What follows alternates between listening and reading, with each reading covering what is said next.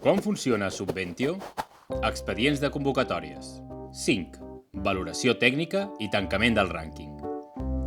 Subventio és la nova eina de l'Ajuntament de Barcelona que ens facilita la gestió integral dels expedients de subvencions. Accedim a Subventio des de l'enllaç esubvencions.ajuntament.bcn. Si el sistema no reconeix automàticament les nostres credencials, cal que ens identifiquem amb el nostre codi de xarxa i contrasenya. En aquest tutorial acompanyem la tramitació dels expedients de sol·licituds en les fases de valoració tècnica i tancament del rànquing. L'expedient es troba en estat revisió tècnica. Aquesta tasca correspon al rol de tècnic del departament corresponent definit a la convocatòria. Si aquest és el nostre rol, podem clicar el botó blau per passar de mode consulta a mode edició i procedir amb les tasques oportunes per a la tramitació. Recordem que per accedir als expedients de sol·licitud ho podem fer des del llistat d'expedients vinculats que trobem a la pestanya de dades generals de cada subexpedient o cercant l'expedient concret si coneixem el seu número. Per accedir cal clicar sobre el codi i podem revisar la informació i els documents que conté.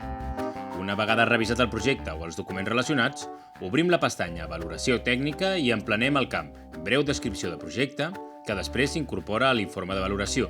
Si no han estat revisats abans, cal en aquest punt marcar com a correctes o incorrectes els requisits tècnics de la convocatòria.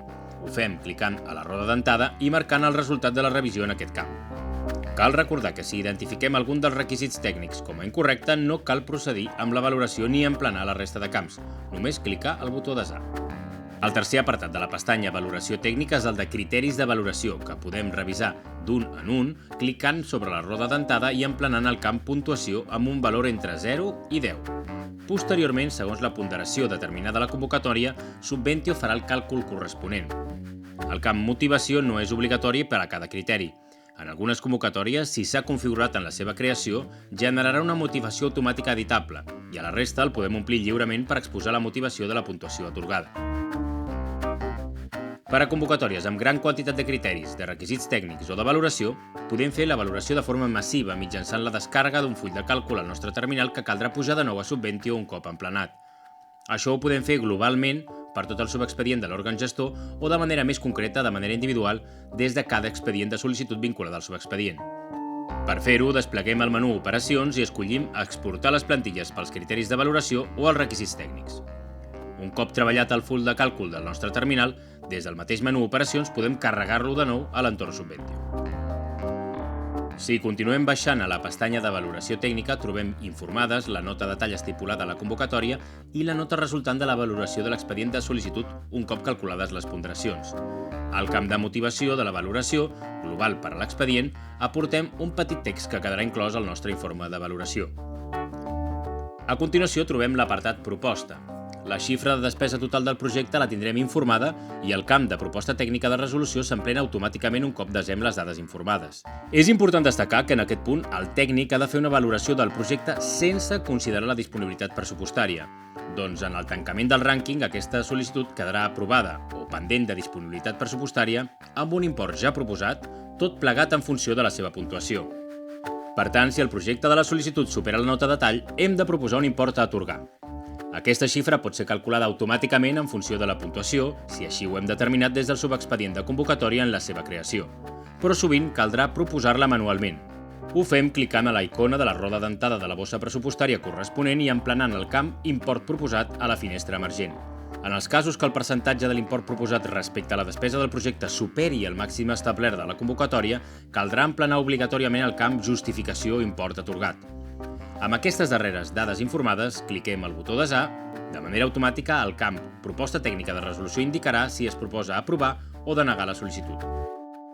I ja podem canviar l'estat de la tramitació de la sol·licitud de convocatòria clicant en el botó gris del menú i escollint el desplegable de transició entre les opcions retornar a l'estat anterior de revisió d'admissió administrativa, esmenar l'expedient per fer un requeriment o aprovar per avançar la sol·licitud a l'estat d'espera, comissió de valoració i tancament de rànquing. En el cas que els requisits tècnics no estiguin correctes o que la nota del projecte hagi quedat per sota de la nota de tall, l'opció que trobarem al desplegable serà denegar en lloc d'aprovar.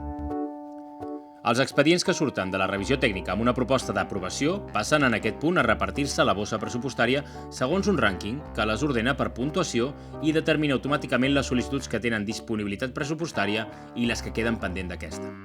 Veiem com fer-ho. A la pestanya Rànquing del menú trobem un llistat amb totes les sol·licituds ordenades per puntuació.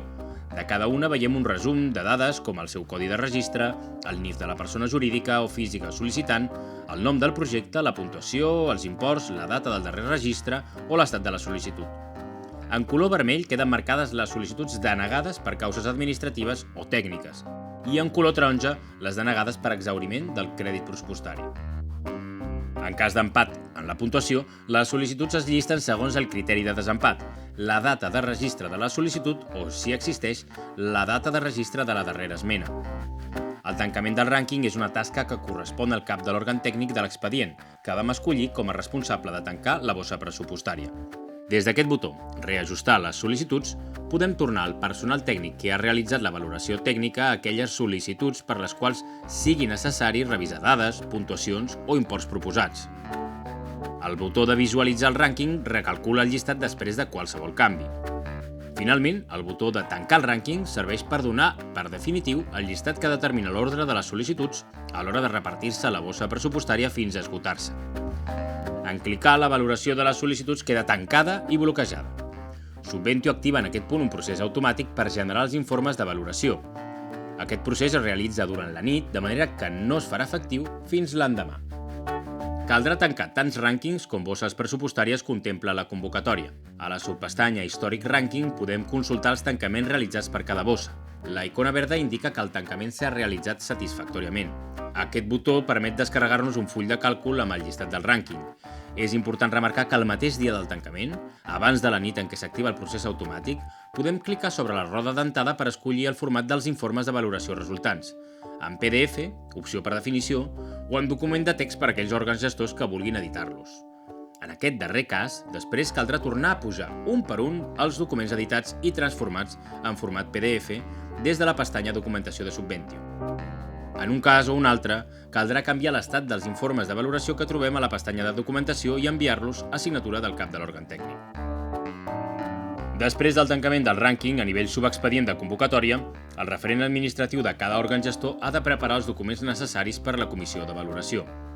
Des de la pestanya de documentació, afegim, clicant en aquest botó, els documents, informe proposta d'atorgament provisional, informe proposta de negació provisional per causes administratives i informe proposta de negació provisional per causes tècniques. L'informe proposta de negació provisional per causes administratives serà únic per cada lot. Recordem que la majoria de convocatòries únicament en tindran un. Els informes de proposta d'atorgament provisional i proposta de negació provisional per causes tècniques s'hauran de generar un per cada bossa pressupostària. També podem generar l'esborrany del document Acta Comissió de Valoració i l'informe tècnic relació. Tenim a la nostra disposició plantilles per generar aquests documents i editar-los. Les podem recuperar marcant aquesta casella. Són documents de treball per portar a la comissió de valoració i, per tant, no cal canviar el seu estat, poden quedar-se en elaboració. Un cop s'hagi reunit la comissió de valoració, caldrà incorporar al sistema, des de la pestanya de documentació, l'acta de comissió de valoració signada.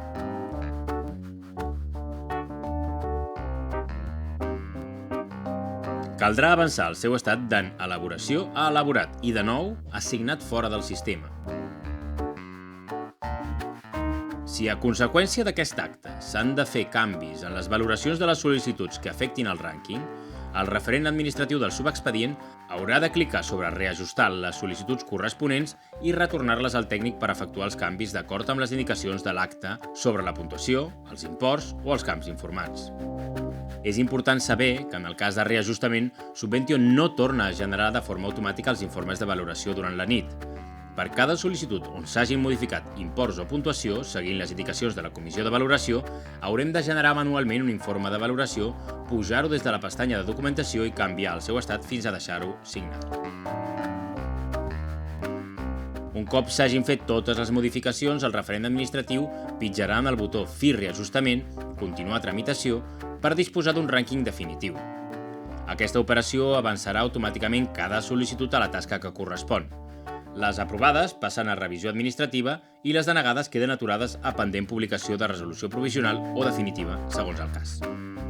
I fins aquí el tutorial sobre la valoració tècnica i el tancament del rànquing dels expedients de convocatòria amb Subventio. Moltes gràcies!